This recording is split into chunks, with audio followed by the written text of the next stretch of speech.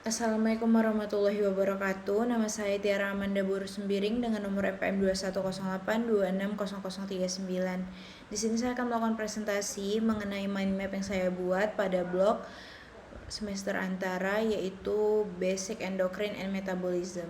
Pertama, saya akan menjelaskan tentang definisi dari hormon reproduksi itu sendiri. Hormon reproduksi adalah zat kimia yang membantu menjalankan fungsi pada sistem reproduksi. Hormon reproduksi memiliki peranan penting dalam proses kerja organ seksual sehingga memiliki peranan dalam proses pembuahan. Ada beberapa jenis dari hormon pada sistem reproduksi. Pertama ada hormon testosteron. Hormon testosteron merupakan salah satu hormon reproduksi pria yang diproduksi di testis. Hormon testosteron ini memiliki peranan penting dalam proses produksi sperma, mengendalikan gairah seksual sehingga kepadatan tulang hingga massa otot.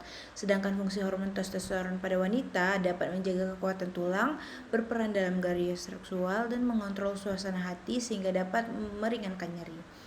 Yang kedua ada hormon estrogen. Hormon estrogen adalah salah satu hormon reproduksi wanita yang diproduksi di indung telur atau ovarium.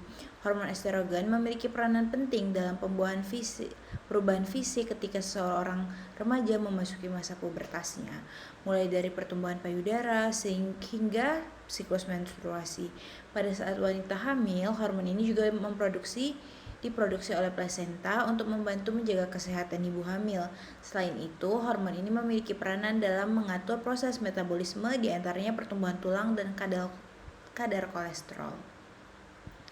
Selanjutnya ada hormon progesteron. Hormon progesteron adalah salah satu hormon reproduksi wanita yang diproduksi di kelenjar adrenal dan juga ovarium. Dia memiliki peranan penting dalam proses kehamilan. Proses hormon ini akan mempersiapkan dinding rahim atau endometrium untuk mengembangkan sel telur yang telah dibuahi oleh sperma.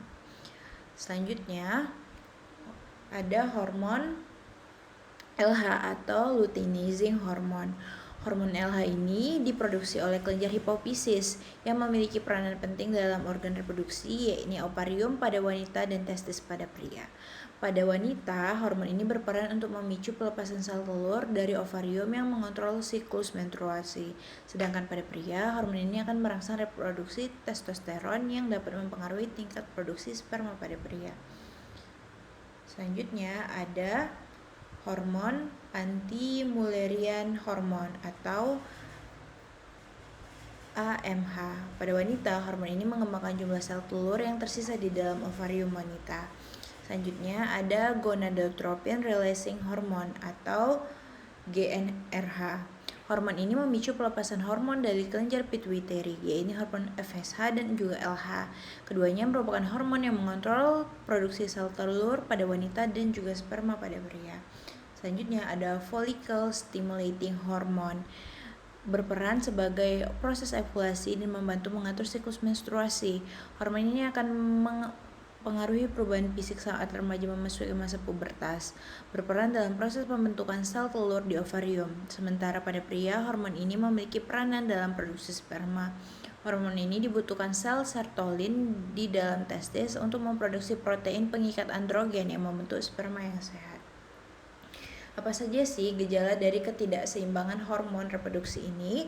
Pertama, siklus menstruasinya tidak lancar, mengalami gangguan tidur, suasana hati yang mudah berubah atau mood swing, mudah kelelahan, perubahan nafsu makan yang drastis, penurunan gairah seksual, hilangnya massa otot, sulit mempertahankan ereksi. Selanjutnya, apa pengaruh keseimbangan hormon terhadap kesuburan? Kadar hormon yang tidak seimbang bisa menyebabkan berbagai masalah kesehatan sehingga mengganggu kesuburan. Biasanya gejala yang ditunjukkan ketidakseimbangan hormon pada wanita adalah siklus menstruasi yang tidak teratur, sedangkan pada pria ketidakseimbangan hormon reproduksi dapat menyebabkan gairah seksual menurun hingga gangguan fungsi testis. Baik, berikut adalah referensi yang saya gunakan dalam membuat mind map. Terima kasih. Jika ada kekurangan dan kesalahan, saya mohon maaf. Lebih kurangnya saya mohon maaf. Terima kasih. Assalamualaikum warahmatullahi wabarakatuh.